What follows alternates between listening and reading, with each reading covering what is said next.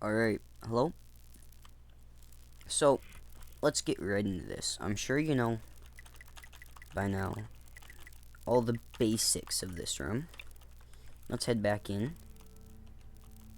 We're not going to head in here as the concept or level super cool. Again, I'm saying that. But we're just here for lore. And who's better for lore than the man of lore himself, Solomon? So I wonder what happens. Can you just, like, leave? No. It doesn't allow you to leave. I was curious if you could just kind of leave and what would happen. Alright. I'm going to be screenshotting a lot of this text while I'm here. Greetings, friend. It's good to see you. I'm sorry to tell you that I am, in fact, not actually here. See, as you can see, a lot of the text on our second encounter with him gets a lot more summarized. Though our first meeting grows ever closer, this is nothing but a pre-recording. You not come all this way for nothing, however, as I am certain you should well understand by now. I shall permit you to ask me several questions which I should answer to my best ability. Once this is finished, you may return to the other side of the curtain. Instantly there. Interesting usage of words. The other side of the curtain? Where it's almost as if this is a show, you could say. Not a show. I'll be honest, I'm not sure. It is very complicated, but it's an interesting word choice. And it's not just a mistake, too. At first, when I first played through this, I didn't think much of this. But second off, after playing through like last time, I didn't talk about it because I didn't want to theorize too much in that video that I just posted. But it's so weird to say the word curtain. I was like, well, maybe it's a typo. I'll go through a second time where it summarizes it to see if it changes the word. But no, it's still curtain. I'm not sure yet what that means. This is me just getting all the text I want for the post I'm about to make, and allowing me to kind of deep dive into theorizing. So that is my first interest. Second off, I want to mention how glitchless is not our question to ask. That implies there is way more to glitchless than we actually think. As I've mentioned before, I really do feel like I felt like when I first played through this game, if you were there for the stream, or if you want to watch the video I eventually post of the Christmas demo, I really feel like we don't know much about glitchless and them in general. And the game doesn't want to tell us. There's a lot going on there that I feel like we need to investigate. Looks at in a month or two, we'll probably get that demo that's about half the game. I feel like once that's out, my main focus is going to be to find more about glitchless. Because, like, they take over the whole entire town in the first demo. They're important, whether you want to think it or not. Whether you think so or not, you have to agree they're important to the story. Also, if I remember correctly, Emma mentions them to a degree in a teaser that Luke posted, where he was playing through the game. No, he was playing through the game and doing a Q&A while playing through the game. And at the end of the game, he actually went to the room after the door. It sent him to that room. He was teasing it. She talks about glitchless a little bit. Definitely something I'm going to investigate through the post and mention. Let's talk about the Angel next. Mysterious guiding force within our universe, the Angel has been known for centuries. During times of crisis, it guides a chosen hero to accomplish a specific task. Times of crisis? That feels very important. The fact it says times of crisis to me. Anything else, and I would have not batted an eye here. But because it mentions times of crisis, it almost feels as if...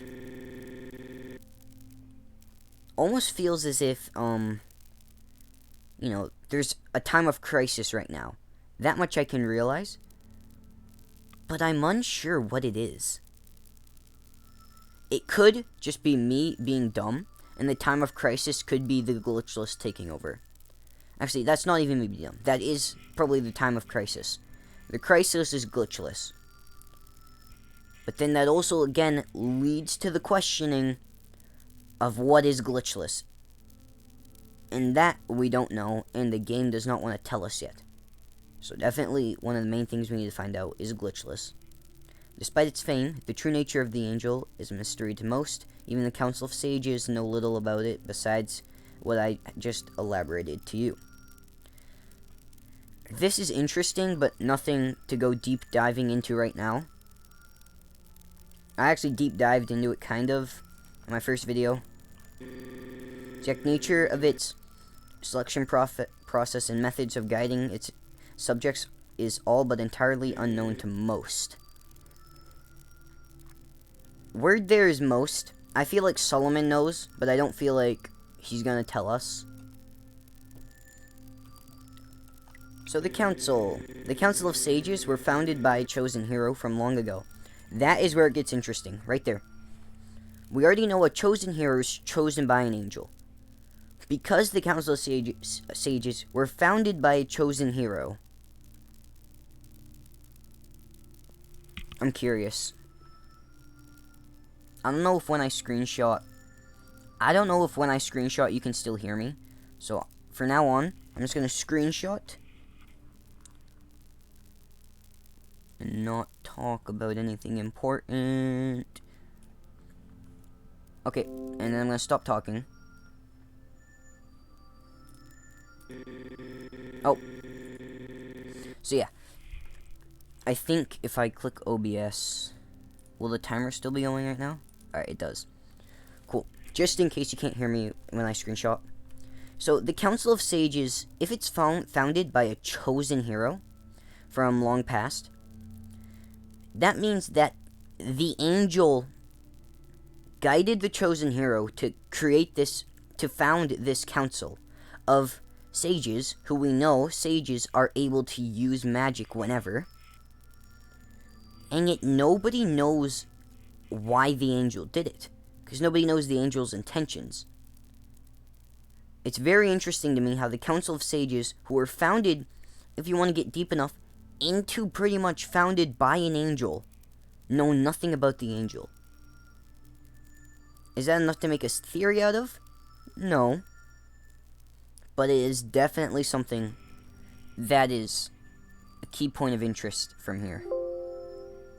Let's save that screenshot, please. Okay. It was primarily made up of... I had no idea what that said, but I doubt it was important. Actually, we can just go through again, right? Individuals within yeah.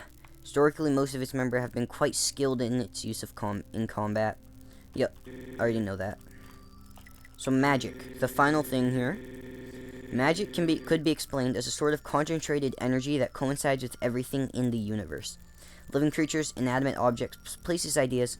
Magic is strongest in conscious individuality.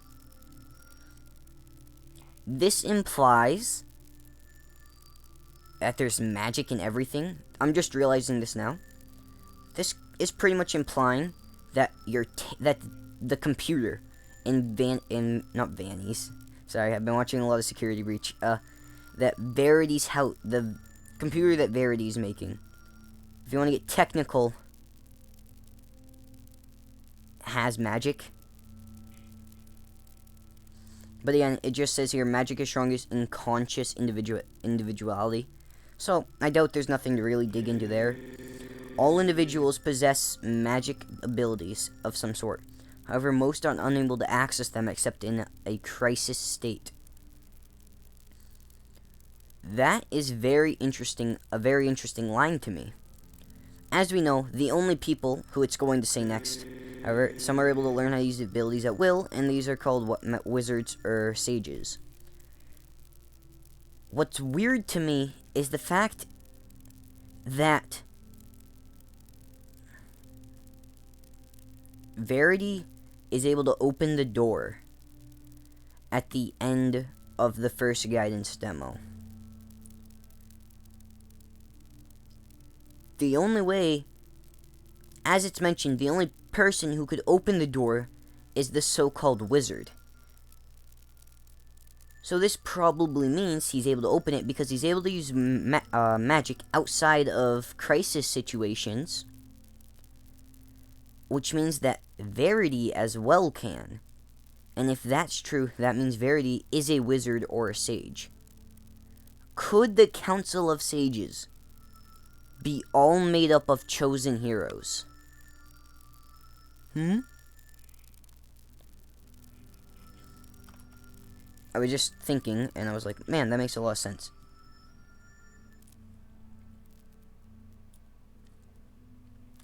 That is definitely something to dig into.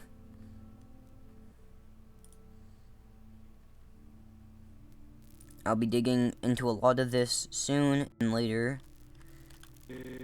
So now we get to learn a little bit about good old Solomon, and by that I mean he's gonna just tell us me. You wish to know about me. There's really not much I can tell you aside from this. Let's just say I knew a little too much. Boom, we're screenshotting that instantly. So there's a lot of sidetracking going on between us, you could say theorists, lore creators, connectors, collectors. We're in that line. It wasn't really bothering me much, but a lot of other people thought it meant something. But in this line right here, of course, I don't blame people, as it's pretty odd, the choiceage for audio choice. But during this line, it's actually it plays the audio of not just Solomon's voice, but Marrow's voice with it to create that kind of glitched voice feel.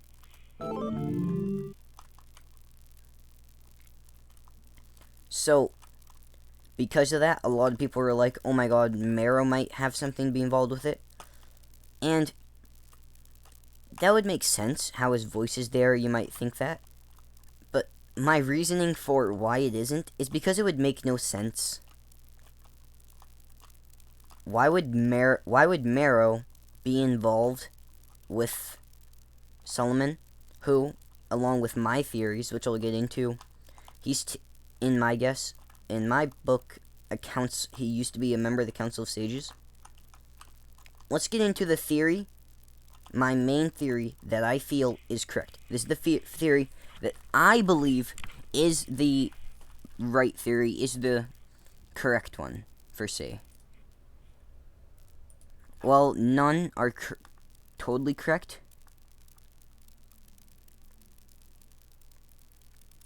A dump code pad on a new run after ending the game. I knew it had a correlation with the code at the end of the game. I didn't know. I thought it had something to... But it wasn't. So seeing this... That it was actually video was surprising. Let's go. I helped somebody. Oh, let's go. I got my just last post featured. Let's go. Also, this is a long ass post. This is the longest post I've posted in a while. It's like being a speedrunner finally helped in something else than being fast, eh? I feel like I'm being bullied here.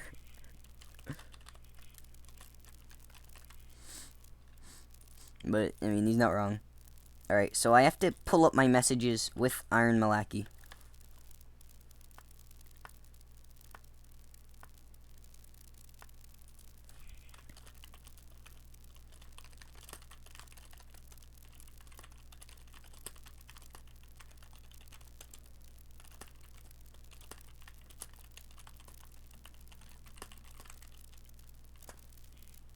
So, sorry, I was just replying to a message.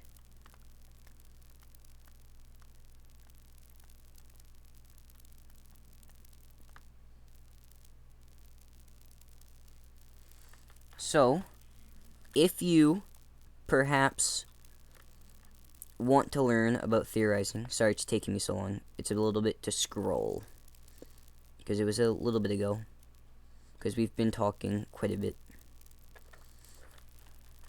So, he mentions Iron Malaki in his theory. He mentions how at first we could get a spin-off game. Luke said we could get a spin-off game where we control a different one of the Chosen. That could definitely happen. I could see that happening. At first, I didn't see it happening, and then Luke kind of said he was thinking about it, but not at the moment. I doubt if that happens, we'll get it anytime soon, but if it does happen, that will be pretty cool. So, Iron's theory was that he thought that Solomon was trapped inside the game. He was a real person, but he was trapped in the game, and he was trying to escape out of the game through the internet. And we know that he has internet access because he communicates with us through computer.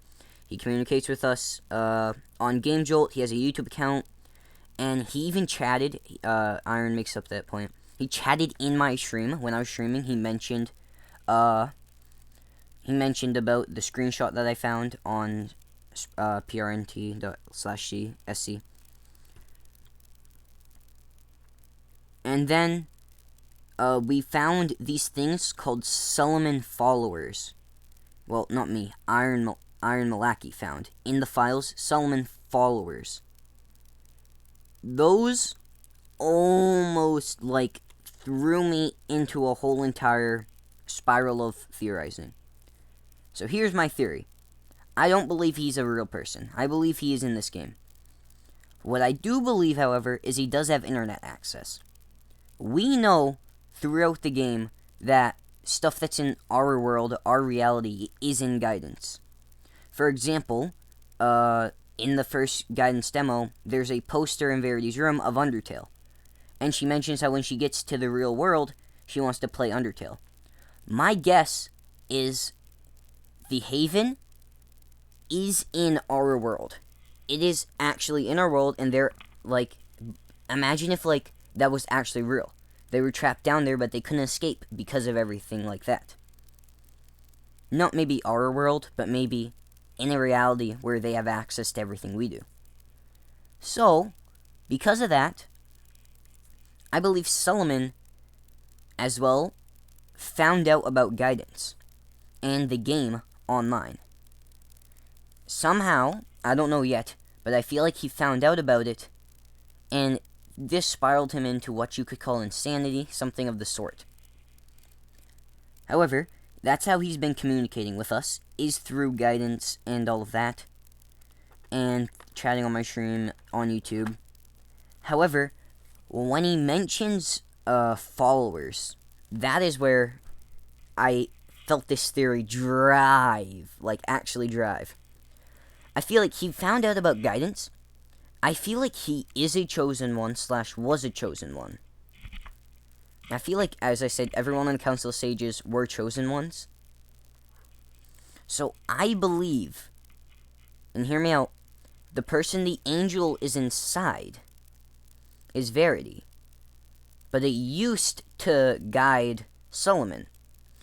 But after he found out about guidance, he tried to tell people that it was a video game and everything. They were in a video game. Nobody believed him. So he was outcasted and kicked out of the Council of Sages. Which makes sense. If somebody came up to me in real life, even if they had proof to prove that my life was a lie, I wouldn't believe them. I don't care how high up in priority they are. I wouldn't believe them, because I've lived my life and everything. If I was in a video game, I've lived my life, so obviously they believe my life's real. So, that would make sense. Of course, I don't think Luke was thinking that, but maybe he was. I'll give him the benefit of the doubt, because Luke's a smart guy. So, because he was outcasted, a few people believed him, though. And those are the Solomon followers, 1 and 2. They believed him, and now they work for Solomon. I believe Solomon is behind Glitchless. I believe the reason he tells us that Glitchless is not our question to ask is because we don't work for him, per se. Because we don't work for him, he's not going to tell us, because if he explains glitchless to us, we'll find out how to stop it, and he's trying to, cause it. I'm still unsure why he's trying to cause it, who glitchless is really, how there's so many of them, but I believe that's the main premise around Solomon. So, do you agree? Do you disagree? Feel free to tell me your thoughts. I've just been sitting on gamejolt for the last 5 minutes talking. I hope you enjoy that theory. I'll go more in depth about select things soon, but this will be the main part of the theory video for it. And yeah.